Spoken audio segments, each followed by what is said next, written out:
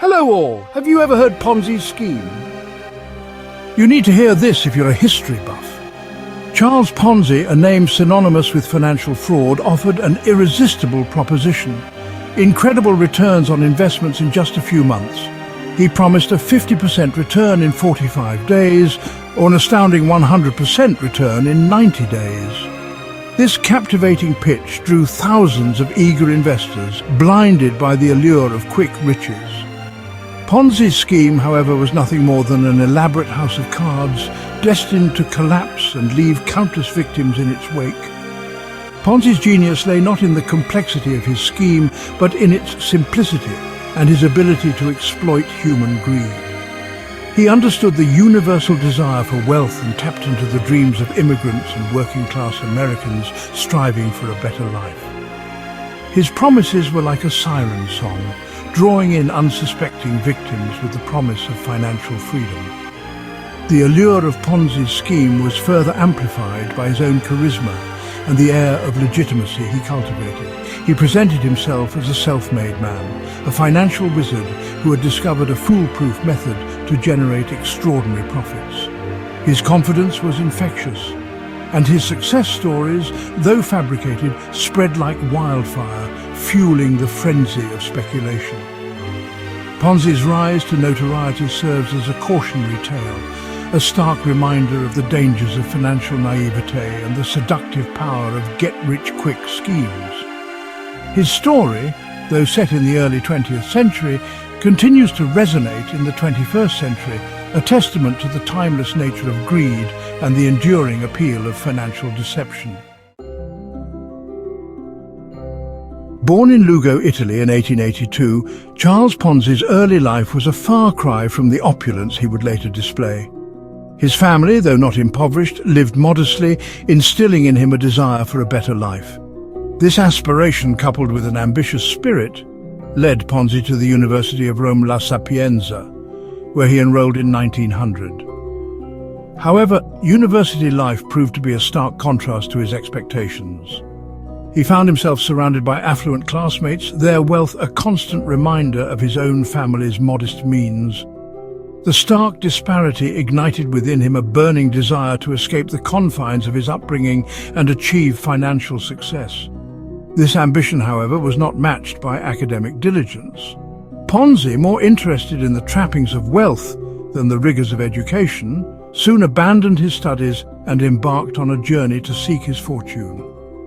In 1903, armed with little more than a few lire and a head full of dreams, Ponzi boarded a steamer bound for America, the land of opportunity. He arrived in Boston, Massachusetts, with high hopes and a determination to make something of himself. However, America, the land of promise, did not immediately deliver on its allure. Ponzi found himself struggling to make ends meet, taking on menial jobs to survive. He worked as a dishwasher, a painter, and even a factory worker, his grand ambitions seemingly fading with each passing day. Yet, the desire for wealth never truly extinguished, simmering beneath the surface, waiting for the right opportunity to ignite. Ponzi's early experiences in America exposed him to the harsh realities of immigrant life and the stark contrast between his lofty aspirations and the limited opportunities available to him. This dissonance, coupled with his innate charm and quick wit, led him down a slippery slope into the world of petty crime. He began by engaging in small-time scams, exploiting his charisma and linguistic skills to deceive unsuspecting victims. His first brush with the law came in 1907, when he was caught forging a check in Montreal, Canada. This incident, a harbinger of things to come, resulted in a 3-year prison sentence, marking the beginning of Ponzi's tumultuous relationship with the legal system. Imprisonment, however, did little to deter his criminal inclinations. Upon his release, undeterred by his stint behind bars, Ponzi returned to the United States and continued his life of crime. He became involved in smuggling Italian immigrants across the border, exploiting their desperation for a better life for his own financial gain. This period further honed his skills in deception, manipulation, and exploiting loopholes in the system.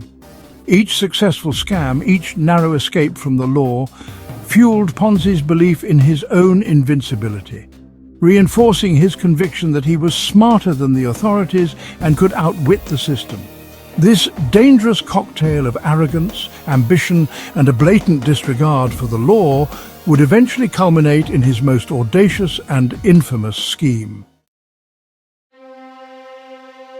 The seeds of Charles Ponzi's infamous scheme were sown not in some den of iniquity, but in the seemingly mundane world of international postal reply coupons. In 1919, while working as a translator for a trade publication in Boston, Ponzi stumbled upon an opportunity that would forever alter his destiny. He received a letter from a Spanish businessman inquiring about his services, and enclosed with the letter was an international reply coupon, or IRC. Intrigued, Ponzi began researching these coupons and discovered a potential for arbitrage, a legal way to profit from price discrepancies in different markets.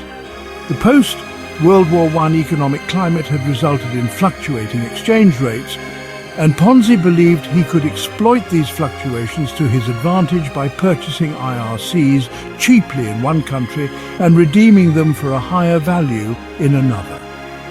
While the concept of arbitrage was sound, Ponzi's genius lay in recognizing the limitations of its practical application and devising a far more audacious and illicit scheme.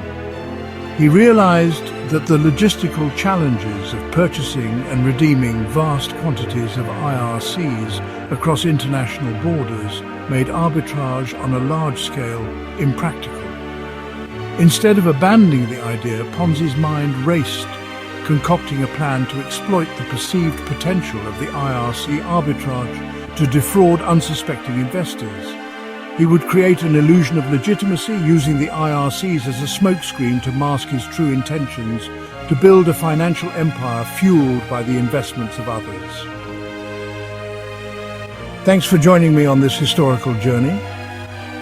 If you enjoyed this trip back in time, don't forget to like, share, and subscribe for more fascinating history bites. Until next time, keep exploring.